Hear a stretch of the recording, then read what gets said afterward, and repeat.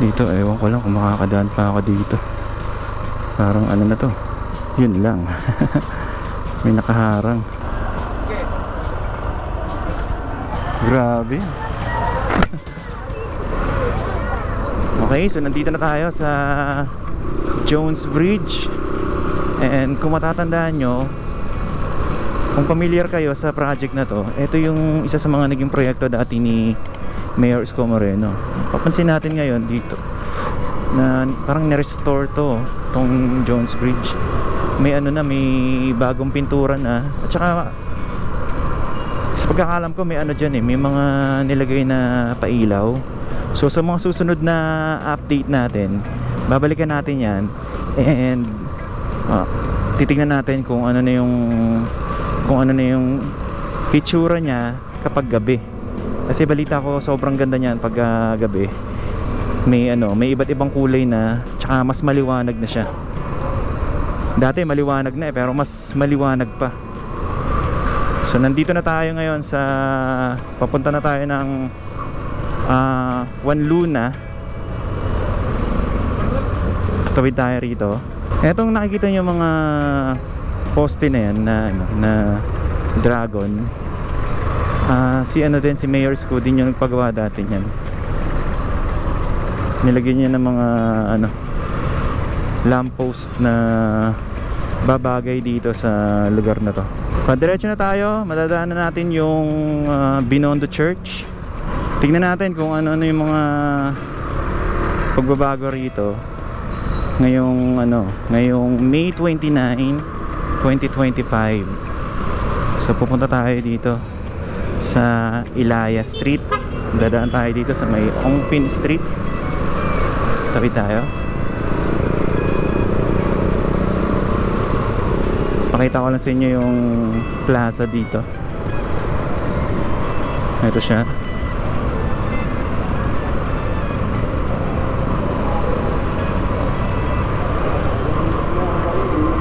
And kaliwa tayo rito. Yung pakanan dyan, yan yung sa may papunta ng Lucky Chinatown. So dito naman tayo sa kaliwa. Ito yung way natin papunta sa may Ilaya.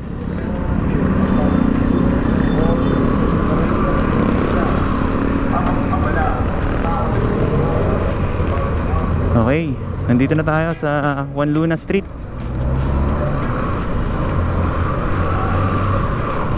Isa rin to dati, natatandaan ko nung mga panahon na sumasama pa ako sa clearing operation sa Manila.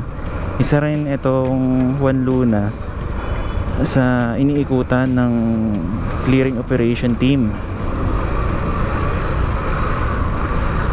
So anong masasabi nyo sa lugar na to? Meron pa bang kailangang i-clearing?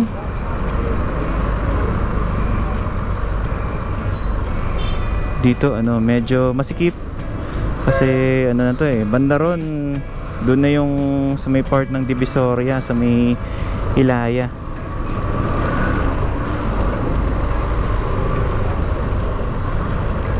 So pag pupunta kayo dito at may dala kayong 4 wheels, kailangan tiyagain nyo.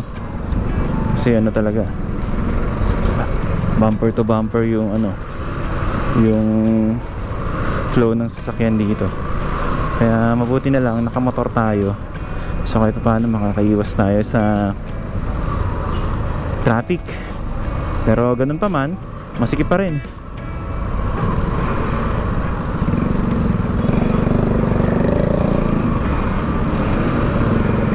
Ayan, parami na ng parami yung tao. And medyo sumisikip na. Pasikip na ng pasikip. Kahit motor, nahihirapan dumaan dito.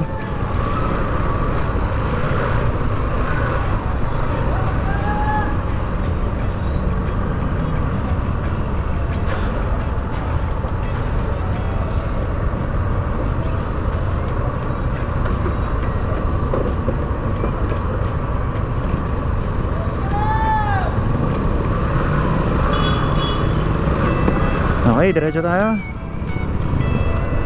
So kailangan dito tsatsagain nyo pagka naka 4 wheels kayo. Ito yung ilog, may ginagawa pa rin. Parang may ano sila dun, no? Dinidrain nila yung ano. Siguro may tatayo sila dyan, ano, columns or poste.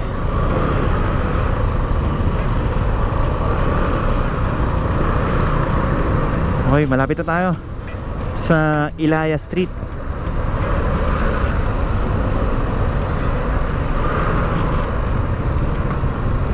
Okay, dito tayo.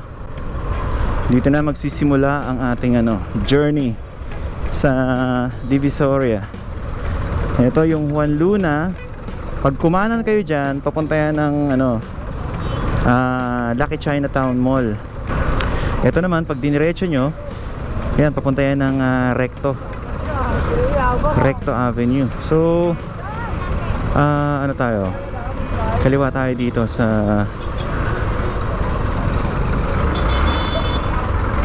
Ilaya. Tingnan natin kung makakadaan pa yung motor or hindi na talaga pwede.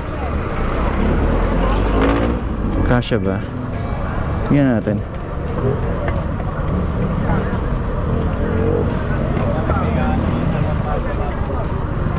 Alam ko dati pwede nang dumaan yung ano dito eh, 4 wheels. Pero ngayon ano, hindi na talaga. Hindi na siya makakadaan. Tao lang yung pwedeng dumaan dito.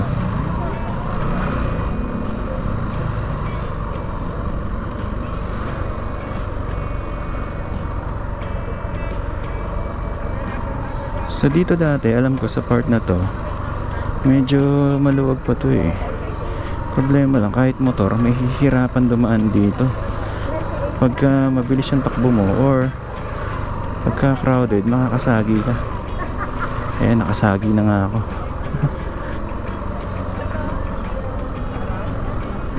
Okay, so diretso tayo. Ito yung papunta dun sa ano, Divisoria Mall. Pero kahit pa paano, so far nakakadaan pa rin naman tayo. Yan, kahit na nakamotor tayo.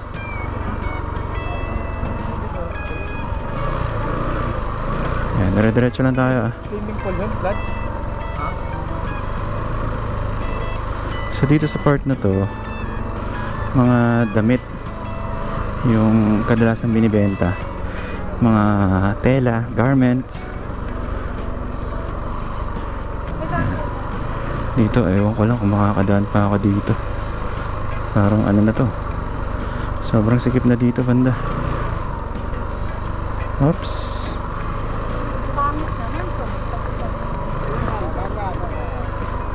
Hopefully makadaan pa kahit motor. Ano ito oh?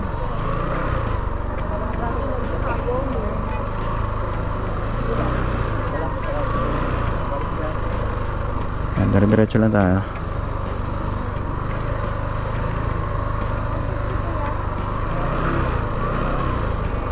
Yun lang. May nakaharang.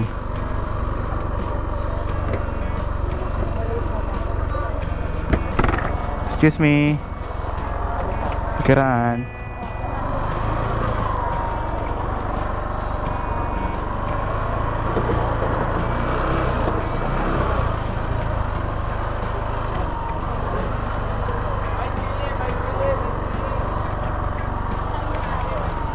Ayun. Oh.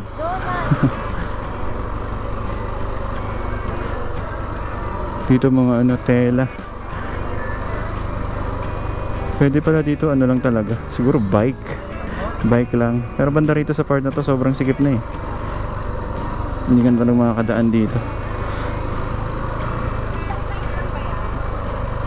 Alala ko dati, ano pa to eh, pwedeng dumaan yung 4 wheels dito eh. Kasi ang vendor dito, ito lang, ang part na to.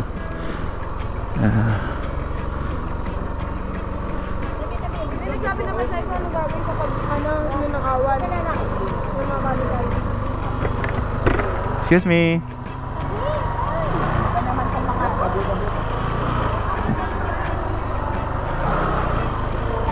Diretso lang tayo.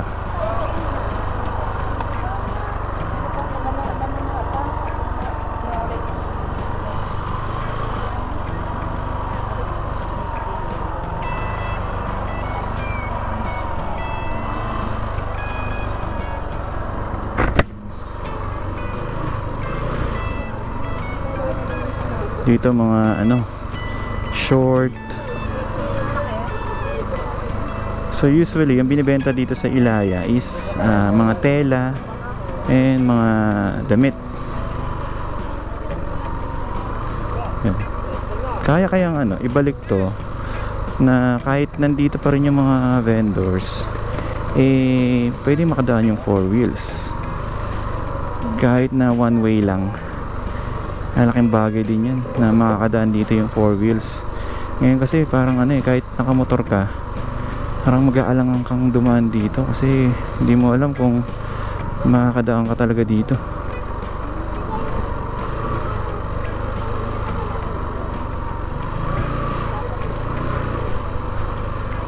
Okay, malapit na tayo sa ano, sa bandang Recto.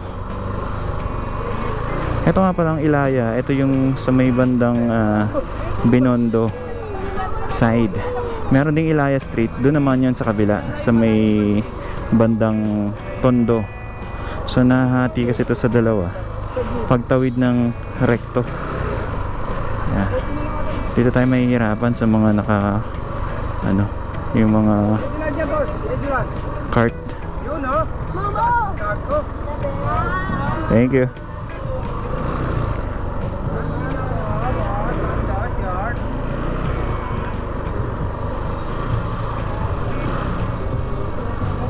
Okay.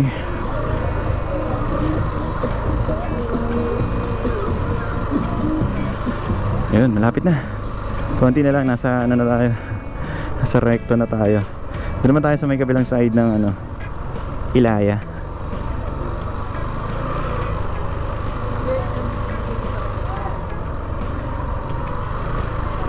Hindi pa natin alam kung ano yung magiging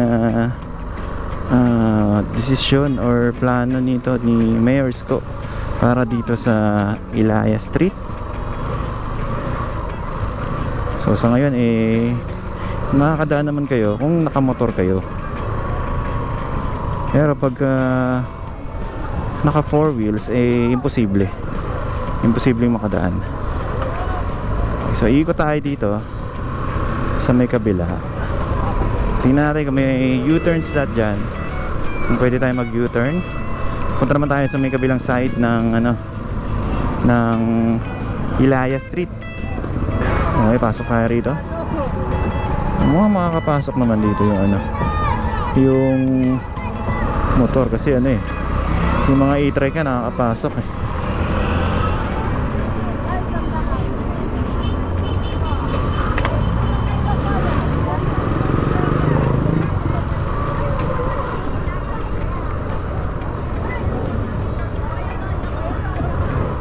Okay.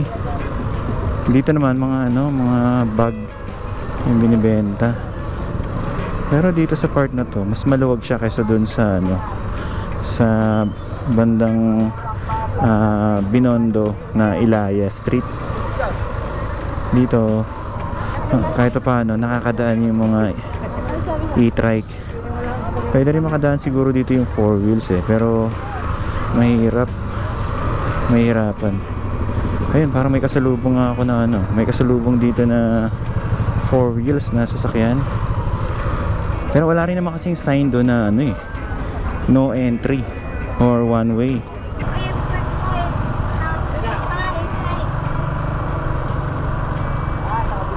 Sabit. Okay.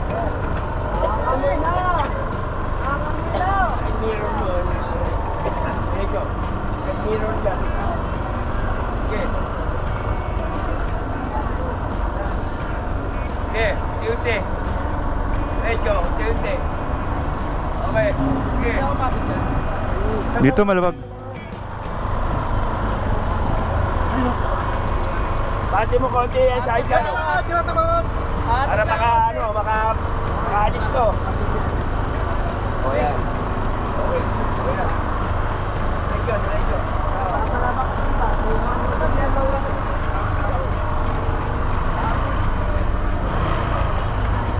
Grabe.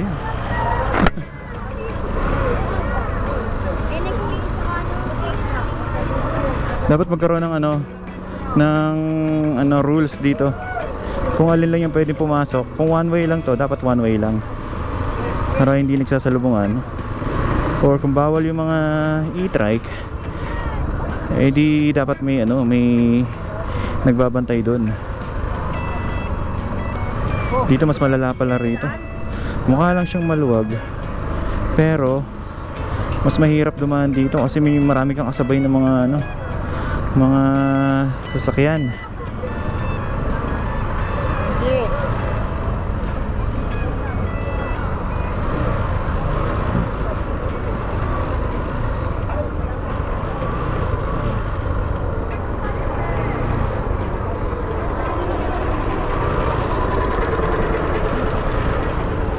Mas dito, mas masikip. Yan. Ito yung Ilaya Street sa may bandang Tondo.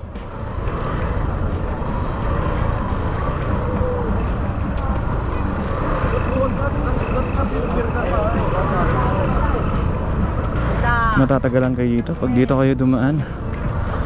Sobrang traffic. Tsaka sobrang sikip. Medyo kasi, medyo nasakop ng kaunti yung yung gilid.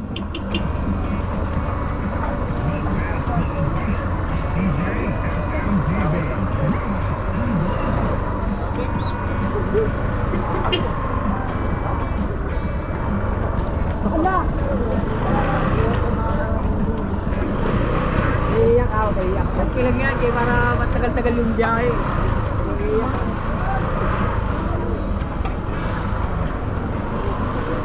Nakakadaan naman yung mga four wheels dito, pero sobrang hirap na hirap sila.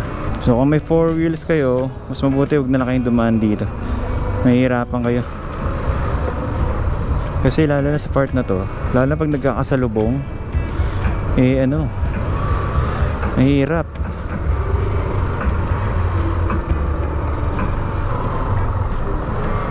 Hoy! Paunahin mo yun ako!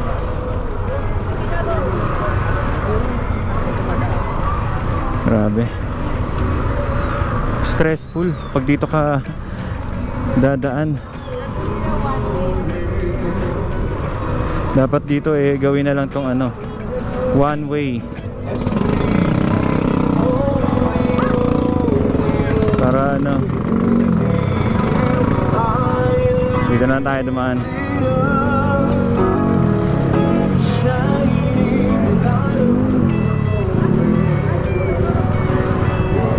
Hindi na natin puntahan yung bandaran sa dulo, sa may dulo ng kabilang side ng Ilaya Street, kasi parang one way na ata yun, or hindi ko alam, pero mahirap dumaan. Sobrang sikip.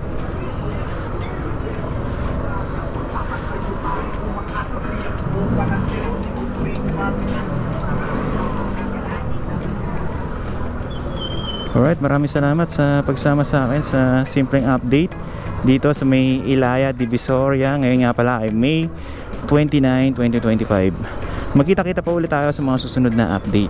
Thank you so much and God bless po sa inyo lahat.